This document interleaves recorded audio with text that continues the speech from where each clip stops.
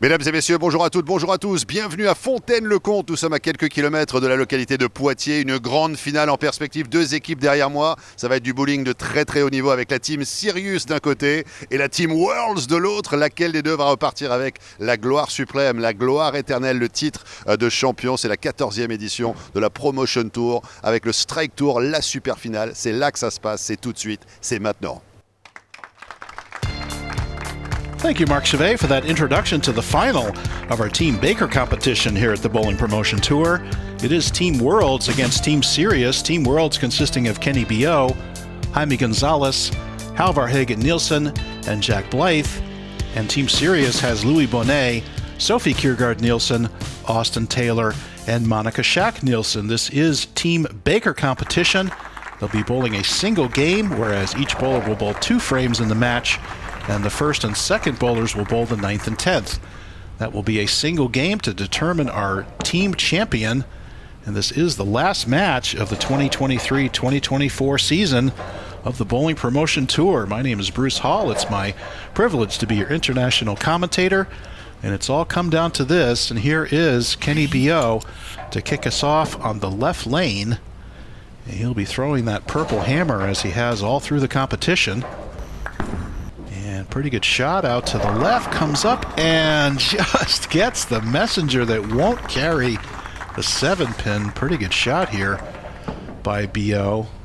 Crosses about the 12 board there, maybe out to the 5th or 6th board, up to the pocket. And look at that head pin sneak right behind the 7. Wow, hard to believe he didn't get that messenger carry. So he'll be going cross lane to make the 7-pin. Of course, Team Worlds was the #1 seed in the team competition. They only had to beat Team Orion to punch their ticket into the finals. And whereas Team Sirius had to defeat both Team Mercury and Team Comets to get here. And then here is Dio cross lane, no problem on the conversion of the 7-pin.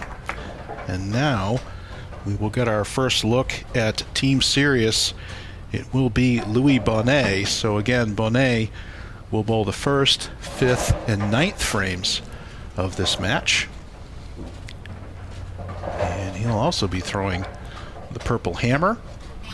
We are in the Gateway Arch oil pattern, 42 feet, 9-to-1 ratio. The pocket has been fairly accessible, but we have seen some breakdown. And for example, there's some breakdown right there. That ball hit the mid lane and went screaming through the beak to leave the 3, 6, 9, 10. A very difficult spare. That's about probably the most difficult spare that's not a split. And watch this ball take a sharp turn to the mid lane right through the beak, leaving the difficult spare for Bonnet. Let's see how he plays it. Usually you have to hook at this spare. If it's just the 3, 6, 10, usually take your plastic ball and just throw at it. But if you've got that sleeper 9 in there, you have to generally hook at the spare. And that's what he's going to do. He throws it out and he gets it to turn. He just does nip out the 9-pin to get the conversion and tie up the match. So we have 2 spares early on. And now we'll get our first look at Sophie Kiergaard Nielsen. Sophie, of course, the right-handed twin of Karen Kiergaard Nielsen, and Karen, of course, teamed with Jaime Gonzalez to win the mixed doubles portion of this competition. And so her twin sister already has a title, and boy, wouldn't she like one here to go along with her sisters. And here is Karen's first shot, again, also with a purple hammer. Right down, and look at that ball hook. Oh my goodness, that ball hit the mid lane and just went left. And it went very high, crossed over really for the 6-10 split. And now Sophie will go for the plastic ball. And now watch this ball. It's right around the 12 board. It gets right there. That's the same thing that happened to Bonnet. They get to that mid lane and that ball just turns left. Seen quite a bit of breakdown. We clearly have had a few games on this pattern, and it's starting to break down, particularly on this right lane. And now there's the iconic crown jewel from Brunswick. And across the lane, no trouble there for the spare for Sophie. And now let's head back over to Team Worlds and let's have our first look in this match anyway of Jaime Gonzalez. Gonzalez has made this his personal competition. He's won the Masters stepladder by virtue of Martin Larsson having to default after he beat Gregory Rius. And as we said, he won the mixed doubles competition with Karen Kiergaard Nielsen. So he's already got 2 titles, looking for his 3rd. And he goes out to the right, throwing that same reality check, and that ball comes up a little bit light for the 2-8 combination. And again, Jaime Gonzalez will bowl the 2nd, 6th, and the 10th frames of this match. And this is that stroke we've seen so well in other competition. And he says just doesn't turn the corner there. A little bit late to the pocket, or not to the pocket. And now it's the 2-8 combination for Gonzalez. Gonzalez has a top 10 in the USBC Masters and numerous other international accolades. And obviously 2 titles here in this. Oh no, he comes in late to the 2-8, but he does just nip the 2 and the 8. If that ball was a little bit further left, he would have taken the 2 and not the 8. But he does snap off the spare. And so we do have 4 spares kicking us off in this Team Baker competition. There you see Marc Chavet and Bruno Bidone in the background. Of course, Bruno, our most excellent organizer and promoter of this 2023-2024 Bowling Promotion Tour. And the 2024-2025 tour is being organized right now, if you're interested in participating in that. And here is Halvar Hagen Nielsen, and he goes through the beak for a nasty split. Oh my goodness. We are having some struggles here. Clearly we've got some breakdown on this pair from some of the other championship matches that have taken place. And let's watch Halvar Hagen Nielsen get his shot out to the right. He crosses about the 14th or 15th board, and look at that ball snap through the pocket for a very nasty 3, 4, 7, 10 split.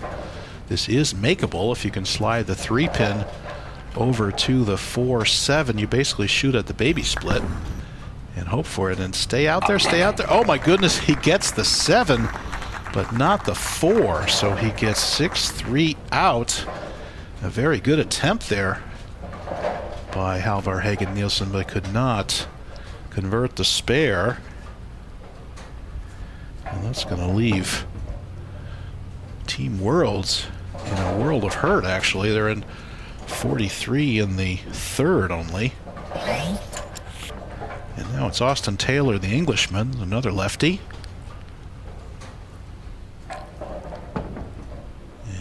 Taylor with a pretty good looking shot, turns up. There's a flush strike. Beautiful shot there. And that's going to give Team Sirius the 15-pin lead right here in the 3rd frame. So good shot there by Taylor. Taylor will bowl the 3rd and the 8th frames for his team. And a good looking shot there, dead flush through the pocket.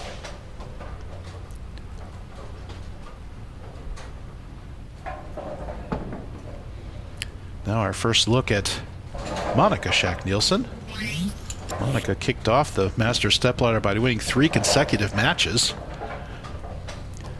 There's that another purple hammer on this Gateway Arch oil pattern. And a good looking stroke. She gets it out to that dry, comes up just a weak 10, could not double up. But a good shot there by Monica. We've seen excellent spare shooting throughout this competition. And Monica will move over to her plastic ball to go cross lane to the 10-pin. Monica, by virtue of those 3 wins, finished 12th in the Masters stepladder. And here this ball comes a little bit late. You see the deflection to the right, leaving the 6-pin in the channel and the weak 10. And Monica cross lane. Left a lot of 10-pins, made them all. Good shot there. And it is the 15-pin advantage for Team Sirius. And now our first look at Jack Blythe, the Englishman. Blythe had a single match in the Masters stepladder, was defeated and finished 8th. Again, Cubica AMF signing up for a 3-year sponsorship of that Masters stepladder going forward. And here is Jack, got that out to the right, a pretty good shot, but it does not recover. And leaves the 2-8. Another split for Team Worlds. And I think he thought that reactive ball stronger than a purple hammer. He got it out to the dry. I think he threw it where he wanted it, put it out to the dry. Maybe just a little fast, goes through the break point, does not slow down and get back to the pocket, leaving the 210. This is makeable if you can get to the left of the 2-pin, and he's trying for it. Oh my gosh, he slides the 2 over, and it just dies right in front of the 10-pin. Wow, good efforts at these splits, but unfortunately no conversions. And now Worlds falls further behind with 52 in the 4th, compared to 70-something, 78 for Sirius, so it's a 26-pin advantage right now for Team Sirius. Now we'll go back to the top of the lineup here for Worlds, and let's see if Kenny B.O. can get the Worlds team back on track. Only seen 1 strike and 8 shots so far in this match, so clearly some transition and some breakdown in the pattern.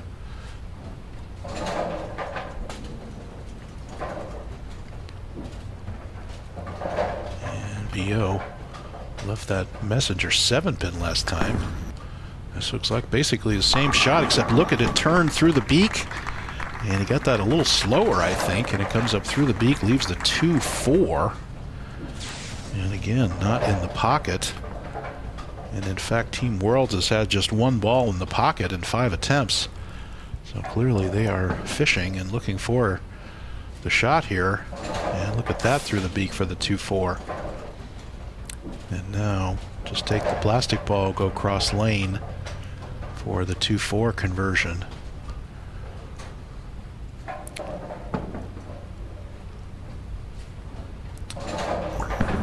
And goes across, and don't chop it. Thank you very much. Makes the spare. All right, there's a spare for Worlds, but they need to put some strikes together here. Try to overcome this already 26-pin deficit to the Sirius team. And now we'll go back to the top of the lineup for Sirius with Louis Bonnet.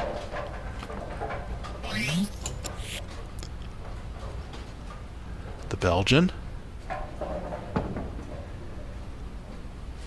2-hander. Did he make the adjustment there? And he goes to the pocket, but just leaves that 9-pin. He did make the move. He left the 3, 6, 9, 10 the first time. Now it's just the 9-pin. And this should be a fairly straightforward conversion. Again, Marc Chavet will interview the winning team after this match, and we'll also have a separate interview in English on the same YouTube channel. We are over 33,000 subscribers now on this YouTube channel. Thank you everyone for all of your support, and we are just thrilled to bring you this great international competition. And good cover on the 9-pin. Again, we are at the Bowling Sphere in Fontaine, Comte, about 200 miles south of Paris. And now this will be Sophie Schack-Nielsen's second shot of the match. Sophie Kiergaard-Nielsen, the 18-year-old twin of Karen, as we mentioned. And I think she's waiting for a ball return. Again, we'll have a look at this 9-pin conversion by Bonnet. No trouble there on the 9-pin.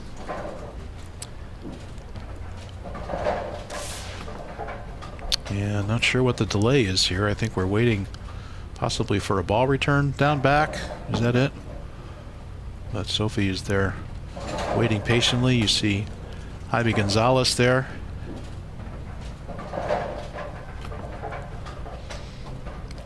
And now I think she's ready to go. I guess we had it was a ball return there. There comes the ball back. Got that resolved. And now, which purple hammer is mine again? Oh, okay, must be this one. There's so many purple hammers on the rack, she's not sure which one is hers. So here she goes. Again, congrats to Jaime Gonzalez, winner of the Masters stepladder. Gregory Rius second. Halvar Hagen-Nielsen third. Kenny Bio fourth. Louis Bonnet fifth. And Anthony Trigaday sixth. Pretty good showing there by these international players. And Sophie gets that one way out to the right, but look at it bounce off the edge and turns right through the beak. That was further right than her last shot, but it hooked more and comes up for the 3-pin.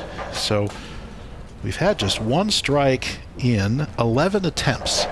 So clearly some breakdown on this pair. These bowlers are all very talented, but they are struggling on this finals pair with all this breakdown and all this traffic that's been on these lanes.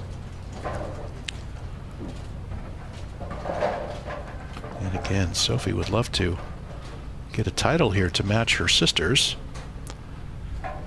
And again, it was Martin Larsson who had to bow out of the final of the Masters stepladder, and he had to bow out the finals of the mixed doubles stepladder with Halvar Hagen-Nielsen stepping in. But unfortunately, in a losing effort to Jaime Gonzalez and Karen Kiergaard-Nielsen. So Martin Larsson and the #1 seed in two different competitions, but came down with a stomach ailment and had to drop out. And now it's Gonzalez looking for Team World's first strike in this game. And if you're going to give the ball to anybody to do that, it would be Gonzalez, the Colombian. And he gets that out to the right. Good looking shot. He comes up late again for the same spare he left last time. And that's a 2-8. So afraid is everyone of that sharp break in the mid lane where that's broken down that you can throw it slow and it'll overreact on that mid lane. Of course, if you go too deep, as Gonzalez clearly was here, he gets it out to that break point, does not slow down, doesn't make the corner, and comes up for the 2-8. Of course, you had Halvar Hagen-Nielsen threw the ball in that same spot, and the ball snaps through the beak for the 3-4-7-10. So you've got some very, very tricky lane conditions right now and some very tricky transition. And no trouble on the 2-8 conversion there. Fortunately, it's still a 26-pin advantage for Team Sirius, looking to put the cap on this 2023-2024 season of the Bowling Promotion Tour. This is a special event organized by Bowling Promotion for the French Federation and the French Olympic Sport Channel for the promotion of bowling in general and French teams specifically. Here is Halvar Hagen-Nielsen. Can he put Team World's first strike on the board? He came through the beak last time. He gets it, and he comes up light. He makes the move left, throws it down to the break point where it turned last time through the beak on him, and this time it goes forward and leaves the 2-5. So there's almost this kind of resigned laughter in the faces of the Team World's team. They just cannot find the pocket here and having a heck of a time, and he knows, he thinks he likes it. Definitely in the oil. Come on, turn up, and it goes straight for a 2-5. How does it do that? And Team World's, these guys are they're very good, and they're also, I can tell you, very frustrated, looking to figure out the path to the pocket, and that's going to flag both of those pins. And I think Halvar Hagen-Nielsen must have dropped that at the bottom, and he just airmails both the 2 and the 5. And watch, I think the ball just fell right off his hand, and it just goes right, and he just airmails both of those pins. And Team World setting themselves up for a pretty low game here, and I think Team Sirius is going to win it just by virtue of showing up. They only had one strike so far, and yet they have a dominant lead because they're clean. Here is Austin Taylor. And that one almost crosses over. Going across. And technically it's almost a 40-pin lead now for Team Sirius, and almost an insurmountable lead. So it looks like Team Sirius is going to claim this team title. And look at Austin Taylor. He thought that was a good shot. Picks up in the mid lane and goes crossover. And now he'll go cross lane for the 4-7, attempting to keep Team Sirius clean here. Again, with only one strike, but the rest spares. And he airmails the 4 and the 7 with a, looks like he had some hand trouble at the bottom, and I spoke too soon on the clean game. And he airmails both the 4 and the 7. So we've had some very good spare shooting in this competition, I promise, but we're certainly not seeing it here as Austin Taylor goes by 2 pins that he's shooting at. Now it's Monica Schack Nielsen of Denmark. Let's see if she can find the pocket and put a strike on the board here. 1 strike in 14 attempts. Really hard to believe from these great teams. And there's the strike by Monica Schack Nielsen. Good shot there. And finds the range. And I think these lanes have seen enough transition that the bowlers are really confused. But Monica moves in. That's as deep as we've seen her play. That's around 12 or 13 straight up the lane. Not a lot of back end, but it does turn high. Comes up, carries out the 4-pin, and leaves the strike. Now let's see. 186 possible for Team Worlds. Sirius pacing at 182. And now can Jack Blythe put Team Worlds on the board with a strike here? He gets this out to the right, turns up, looks like a pretty good shot, and gets the wiggle on the 2-pin, and that ball doesn't make the corner. This left lane is presenting itself as just about unplayable. And that was a pretty good looking shot by Blythe, and look at this ball.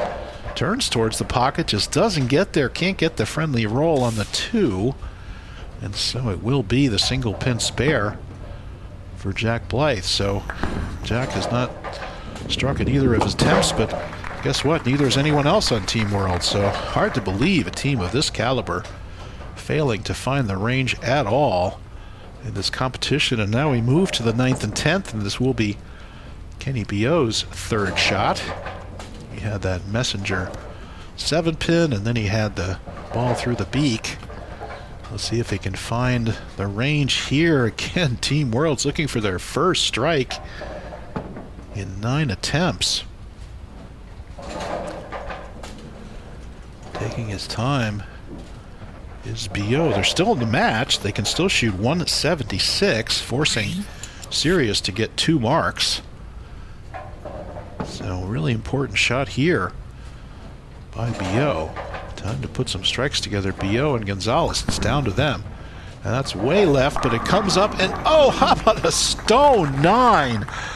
Oh my goodness gracious. That is just insult added to injury. Look at this perfect shot by BO. He's like, finally, we're in the pocket, and it's a stone 9. Oh my goodness. What else could go wrong for Team Worlds? And what a horrible break. I mean, not just the confusion they're having trying to find the pocket, the 3 righties, but then Kenny BO flushes the pocket for a stone 9. My goodness. And, no trouble on the spare, but boy, the damage is done there. And now it's 165 maximum. So Team Sirius really just needs 1 mark out of these next 2 frames, and they will claim this Baker team title. And Bonet going to take his time. They're working on a strike thanks to Monica Schack Nielsen. And if he can put a strike together here, it would definitely ice it. And even a mark would pretty much take care of it. He gets it out to the right, straight up, into the pocket, and oh my goodness, almost a 4-10 in the pocket. But he gets the trip on the 4-pin. That was some very strange pin action. I can't believe that 4-pin stayed up even for a second. He throws it over the 12 board, turn up, good looking shot And he leaves the weak 10, but I've never seen that 4-pin go like that.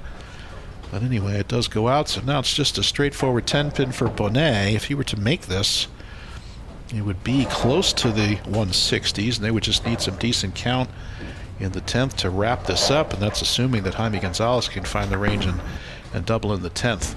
And that is a good spare by Bonnet. And he says, come on, you can do it, you can do it. Now Jaime Gonzalez, no other choice.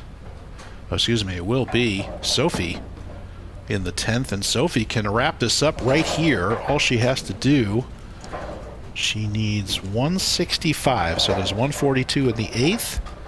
Let's see, would 8 do it? Yes, 8 would do it. That would give them 168. 7 would give them 166. So just 7 on this shot, and it will wrap up the team competition and give the title to Sirius. It's 7 to win, and she's in the pocket and gets 9. That's going to be enough, and it will be Team Sirius winning the 2023-2024 Bowling Promotion Tour Team Baker event. Congratulations, and Sophie will have that trophy to go along with her sisters who won the mixed doubles with Jaime Gonzalez. And Gonzalez denied his 3rd title of this competition, but it will be Team Sirius with the team win. And she does hang on to cover the 2-pin. We'll put them in the 180s, and Sophie, as the anchor player, gets it done. Gets the 9 that she needed, and Team Worlds knows it's over. Boy, I just have to feel for Team Worlds. They were just so confused by that left lane, getting all kinds of different signals of ball reaction, trying to make the adjustment, trying to make the move, and just could never find the range. And now the crowd really getting behind this last shot for Sophie.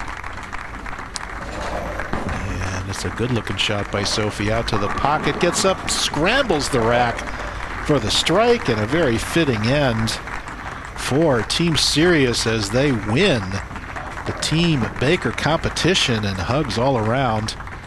And some good play there by Team Sirius. A gutsy 181 with 3 strikes and only 1 miss.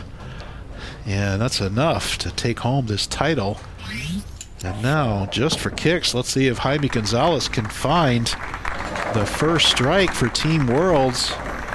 And again, he gets it out. He's been light, and he comes up light again. He plays it deeper, and it goes right down the oil, and he leaves the same 2-8, only this time it goes along with the 4 and the 10. So Jaime Gonzalez, 3 shots and 3 light hits on this lane. Apparently just the breakdown really got to him, and very uncharacteristic for Gonzalez, but he'll have to console himself with just 2 titles in this 2023-2024 Bowling Promotion Tour. Once again, my name is Bruce Hall, and I'm your international commentator for these matches. It's my privilege. Thanks so much to Bruno Bidone, Marc Chavet, and Marc will be interviewing Team Sirius after this match, and there will be a separate video of an international interview with Marc Chavet and Team Sirius, so look out for that on the same YouTube channel.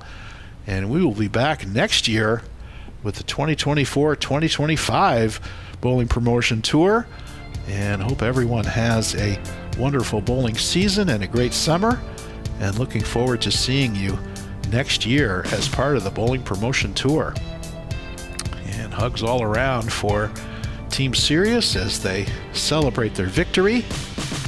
We'll see a couple of shots here. Here's Kenny B.O. I think this is his first messenger shot. Definitely worth another look. And watch this head pin go across and come screaming back across. Does not take out the 7. That was kind of the story of the day for Team Worlds. And here is Sophie's last shot, looking at her little mixer strike there. And once again, please stay tuned for the interview. And there's the scrambling strike for Sophie. Thanks, everyone.